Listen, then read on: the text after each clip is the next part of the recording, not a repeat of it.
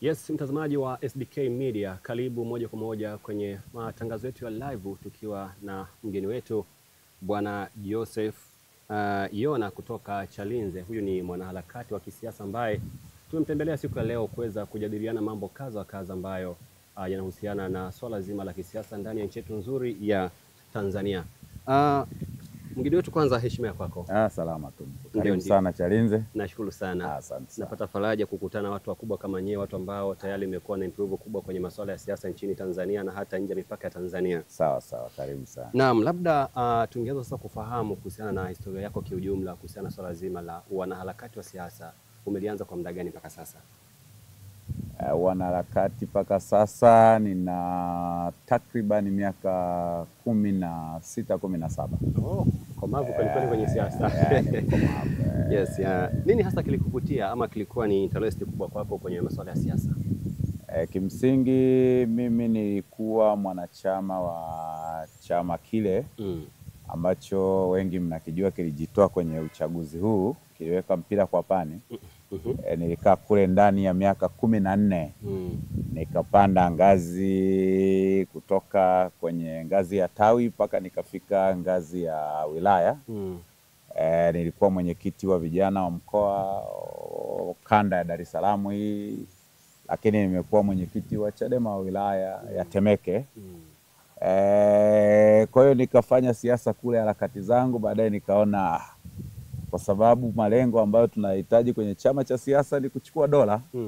Sasa kama dola ndio wenyewe tunataka kuichukua kwa mihemko, nikaona nijitoe kidogo ili nifanye harakati zangu kupitia harakati huru. Kwa hiyo sasa hivi ni mwanachama wa Chama cha Mapinduzi, lakini ni mwanaharakati huru. Kwa hiyo nimeamua kufanya harakati zangu hizi muda wowote, saa yoyote. Karibuni sana.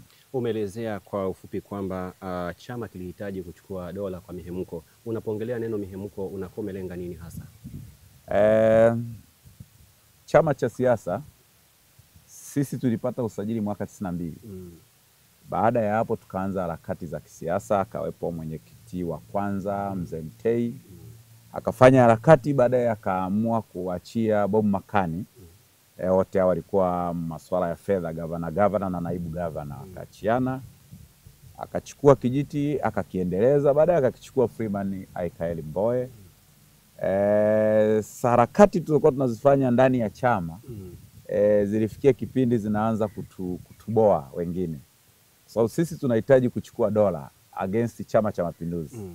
Lakini mule ndani miaka hiyo ikaanza vita ya ndani kwa ndani, watu wanaitana wasaliti. Lakini kumbe huyu mtu ambaye anaitwa msaliti ana hoja kwamba tunapokea ruzuku kubwa sana kutoka serikali. Nakumbuka kipindi hicho tulikuwa tunapokea zaidi ya milioni 200 mpaka 300 kutoka serikalini kwa miaka 5. Ruzuku si namna gani ambavyo mmeingiza wabunge ndani ya bunge. Yes.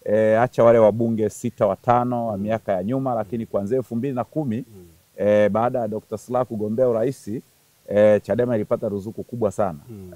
Kama milioni 200, 300 hivi. Kwa hiyo ilikuwa na ruzuku kubwa sana, mpaka akaja Lowassa naye wakapata ruzuku kubwa sana.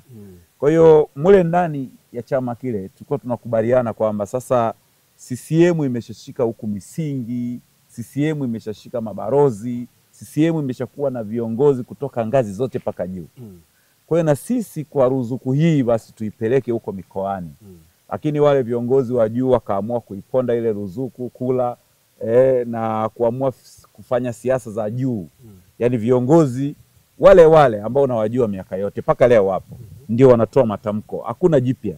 Yaani hakuna mtu mpya anayetoka zaidi ya Mbowe, zaidi ya Lissu, zaidi ya Slaa, zaidi ya Mnyika. Yaani unasikia majina yale Heche. Lakini tulitaka tutengeneze vijana wadogo wako huku chini ambao tuwakuze. Yaani siku akitoka huyu mwenyekiti huyu anaingia kijana mwingine, sio mrithishane madaraka ninyi kwa ninyi. Huoni kwamba labda hili ni kwa sababu ya ukomavu wao katika siasa na weledi mkubwa katika chama chenu cha kilichokuwa chama chako imeni cha Chadema? Kuna weledi, kwa sababu weledi ni namna ya kukuza vijana. Na ndio maana leo Chama cha Mapinduzi unashangaa ghafla ametokea kijana anaitwa Doto Biteko. Huyu alikuwa wapi? Ameshakuwa mwanasiasa mkubwa. Ametokea sijui mwanasiasa anaitwa nani, amekuwa mwanasiasa mkubwa. Si ndio? Tulikuwa tunahitaji chama ambacho kinajenga vijana huku wao wakomavu ili kuweza kuwa na uwezo hata wa kuongoza dola au kuwa wabunge kuliko kutengeneza siasa za juu hapa.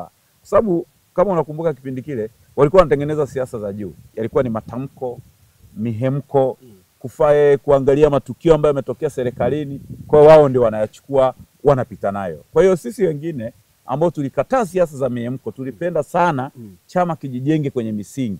Yaani kianzie kwenye misingi. Alipo balozi wa CCM na awepo balozi wa chama kile. Si ndio? Alipo mjumbe wa nyumba 10 naye awepo mjumbe wa nyumba 10. Kwa hiyo tulikubaliana hivyo kwamba tutengeneze viongozi mikoani na wilayani ili tuweze kuwashika CCM kwamba alipo huyu tupo sisi. Lakini hii ya kujenga tu hapa juu, swala la kuchukua uchaguzi na kushinda tuache kudanganyana. Kwa hiyo wengine sisi tukaamua tukaondoka, tukaenda kufanya harakati, ndio hizi mnazonikuta Chalinze nazifanya. Unahisi kwamba kuhama kwa baadhi ya wafuasi wa Chama cha Demokrasia na Maendeleo na kuhamia Chadema ni ubovu wa sera za chama chenu ama ni uimara zaidi wa Chama cha Mapinduzi CCM? Wapi? Kuhama kwa watu, kwa mfano umetuelezea kwamba ulikuwa chama hicho zamani na ukatoka ukaingia kwenye harakati, lakini sasa uko Chama cha Mapinduzi. Najaribu kuuliza kwamba kutoka kwenu kwenye Chama cha Demokrasia na Maendeleo Chadema kuja CCM, tatizo ni ubovu wa sera zenu na mikakati yenu na uongozi wenu ama pengine uimara zaidi wa sera na mipango na mikakati ya Chama cha Mapinduzi? Chama cha Mapinduzi ni chama dola. Msingi uliojenga CCM ni dola. Kwa hiyo hata ukiona mfumo wake wa uongozi kuanzia ngazi ya chini, watu wanasaidiana kwenye matatizo.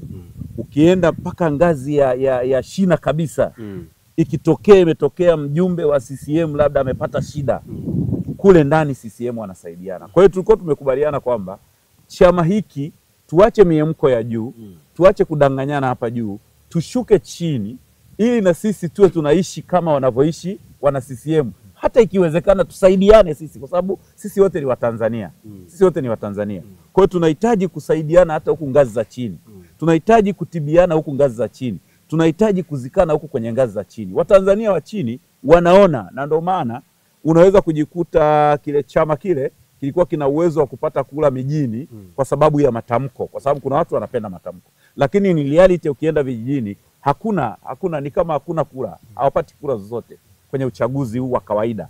Kwa hiyo sisi tukasema na viongozi wengine ambao waliwaita wasaliti kwamba kwa nini sasa chama hiki kiachane na mambo ya miemko kutoka juu, tukiige Chama cha Mapinduzi, kwa sababu kuiga kizuri ni kizuri zaidi.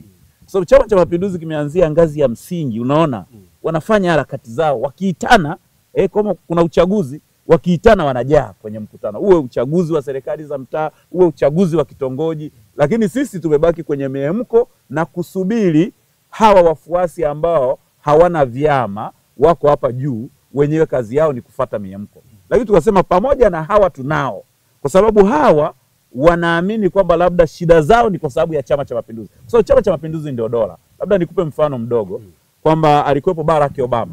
Wakati Barack Obama anaingia madarakani kwa mara ya kwanza, alipendwa na Wamarekani wote. Na wewe uliona, alikuwa mvuto. Lakini alipoenda kipindi cha pili, Barack Obama alichukiwa na Wamarekani. Kwa sababu sasa ndio mtawala. Kwa Chama cha Mapinduzi ni watawala. Sasa hawa watawala kuna watu wanawachukia tu. Yaani mimi naamini kwamba kukosekana kwa fedha mfukoni mwangu basi ni Chama cha Mapinduzi. Kwa hiyo hawa tunao tayari. Tunahitaji na hawa ambao sasa sio wanaharakati, ni watu ambao tunawajenga kwenye misingi na kuelewa hiki chama kinataka nini kwenda mbele. Kwa hiyo ile misingi, kwa sababu haikuwepo, wengine tukaona kwa sababu ya sera nzuri ya Chama cha Mapinduzi na kwa sababu ni sehemu sahihi ya kufanyia siasa na kwa sababu CCM inafanya siasa sahihi, tukaenda huko kufanya siasa. Bwana Joseph, umejaribu kuelezea kwamba pengine kungekuwa na ule mmoja ambao mngeweza kusaidiana kama Chama cha Demokrasia na Maendeleo. Ikiwa chama tawala sio hicho ambacho unataka kisaidie, unadhani Chama cha Demokrasia na Maendeleo kingetoa fedha za kuwasaidia wanachama wake na kuinua kama jinsi ulivyosema? Chama kina ruzuku. Chama cha Chadema kilifikia ruzuku mpaka ya milioni 500 nakwambia. Kwa mwezi, yani mwezi mmoja wanapata ruzuku. Kwa ile ruzuku plus michango ya wanachama, kununua kadi, kununua mavazi, kununua kupata michango kutoka nje, fundraising. Tulifanya fundraising kubwa sana. Kama una kumbukumbu, watu waliweka kwenye simu. Kwa walikuwa na pesa nyingi sana ambazo zina uwezo wa kujenga matawi. Yaani mimi ninachozungumzia, tuwe na matawi huku chini, tuwe na misingi huku chini, tuwe na ofisi za chama huku chini, hata kwa gharama yoyote. Na ndio maana sisi wengine ambao tulishika hivyo vyeo tulijitahidi kujenga ofisi za chama. Sasa kule juu wakatupiga viti, tukaona kumbe hawa jamaa wenzetu ni mradi. Tuliona kile chama ni cha mradi, cha watu binafsi. Kwa sisi wengine kwa sababu ni cha harakati, sio chama ambacho kinaweza kuongoza dola, basi tujitoe tufanye harakati nyingine. Ndio kilichofanyika. Bwana Josefu, labda unaweza kutuelezea sasa, umekuwa mwanaharakati tayari na umekuwa mwanasiasa mkomavu miaka 16, nadhani ni mtu ambaye tayari ni mkomavu kwenye siasa. Unavyoona demokrasia yetu jinsi inavyoendelea ndani ya nchi yetu, mfumo wa vyama vingi na demokrasia iko sawa kwa mtazamo wako kama mwanaharakati? Demokrasia inategemeana na wewe unatafasiri vipi. Kila nchi ina demokrasia yao. Na nchi yetu ni nchi ya kidemokrasia. Na kuanzia mwaka 92 vyama vingi viliruhusiwa. Na ndio maana ukiangalia trend ya kuanzia mwaka 95 hivi vyama baada ya mwaka 92, 95 vikafanya uchaguzi. Na vilipata wabunge, vilipata madiwani. Kwa mfano NCCR Mageuzi vilipata wabunge mpaka mkoa wa Mara alipotoka baba wa taifa. Manake unapoona wananchi wamekuchagueni na mwaka 95 ambapo hakuna mitandao na Chama cha Mapinduzi kikaruhusu wale watu ndio wabunge. Walitoa wabunge wengi sana, hata Makongoro Nyerere nafikiri alikuwa mbunge wa Arusha pale kupitia NCCR Mageuzi. Ukienda mkoa wa Mara majimbo karibia 6, Wasira huyu alikuwa mbunge wa NCCR Mageuzi. Kwa hiyo mwaka 95, miaka mitatu baadaye, baada ya vyama vingi mfumo, wapinzani walitoa wabunge, wapinzani walitoa madiwani. Wakaenda mwaka 2000 wapinzani walitoa bunge. Kafu ilishika kasi sana kama unakumbukumbu vizuri. Kafu ilichukua Tanga huko, ikachukua Zanzibar. Si ndio? Ikatoka Kafu baada ya NCCR na Kafu ikaja Chadema. Mwaka 2010, lakini kumbuka mwaka 2005 pale walichukua bunge kama 6. Hata Dar es Salaam hapa walichukua ubunge hapa. Sawa? Lakini mwaka 2010 walipata wabunge wengi sana. Kama unakumbukumbu, Moshi, Arusha, si wapi wakachukua bunge wengi sana. Maana yake demokrasia ya nchi hii tunayozungumza ni demokrasia sahihi, na ndio maana mkigombea, mkishinda mnatangazwa. Mkigombea, mkishindwa mtangazwi. Sasa wewe uniambie demokrasia kwamba utangazo wewe, sasa hiyo sio demokrasia. Demokrasia mmeanza kujipanga kuanzia mwaka 95. Immediately baada ya mfumo wa vyama vingi mkaanza kupata wabunge. Mmeenda mwaka 2015 mkaongoza majiji yote. Labda nikusaidie. Yaani mwaka 2015 mgombea alikuwa Edward Lowassa. Sawa? Chadema walipata majiji yote nchini hapa. Jiji la Mwanza liliongozwa na Chadema. Jiji la Arusha liliongozwa na Chadema. Jiji la Mbeya liliongozwa na Chadema. Jiji la Tanga liliongozwa na nafikiri Kafu.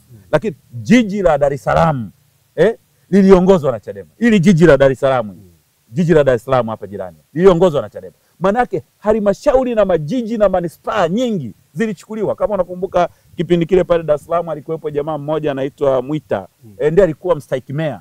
Lord mayor, sio mstahiki, Lord mayor. Yaani ilichukua mamea na malord mayor na wastahiki mayor. Sasa unataka demokrasia gani ndugu yangu? Kwa sababu hawa watu wa Chama cha Mapinduzi ambao unagombea nao umewashinda kwenye majiji ambao wameweka miradi mikubwa, wameweka fedha nyingi, lakini umewashinda, wamekutangaza. Unataka demokrasia gani?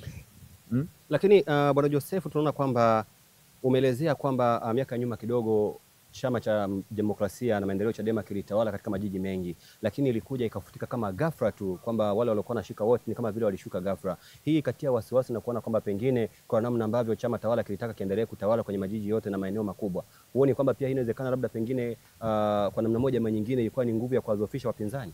Kumbukumbu nzuri, nimekwambia miaka ya nyuma tuliwaambia viongozi wetu tujenge vijana wetu. Tujijenge sisi wenyewe. Sasa kilichotokea mwaka 2015 ni tamaa yao, kwa sababu CCM walienda kwenye mchakato wa uchaguzi Dodoma. Walipofika Dodoma kwenye mchakato wa uchaguzi wakachaguana. Katika kuchaguana wakamwangusha jamaa mmoja alikuwa na nguvu, Edward Lowassa.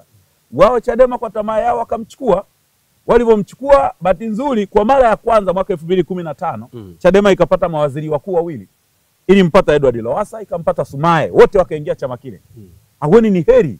Yaani maana yake wewe trend ya 95 umeanza kupata wabunge wa 5, 10, 40 mpaka 50 na majiji yote umeongoza. alafu mnakuja kujikuta mnampata waziri mkuu, mawaziri wakuu wastaafu, mawaziri. Alikuwepo Masha kule, kama unakumbukumbu, alikuwepo jamaa huyu, alikuwa hapa Dar es Salaam hapa, si jimbo gani sijui, alikuwepo kule. Manake wana mawaziri wa serikali wanaojua siri, walikuwepo viongozi, wakakimbilia kule, wakagombea ubunge na wakashinda sehemu nyingi sana. Sasa hawa watu wameshashinda, mnahitaji sasa kutengeneza mifumo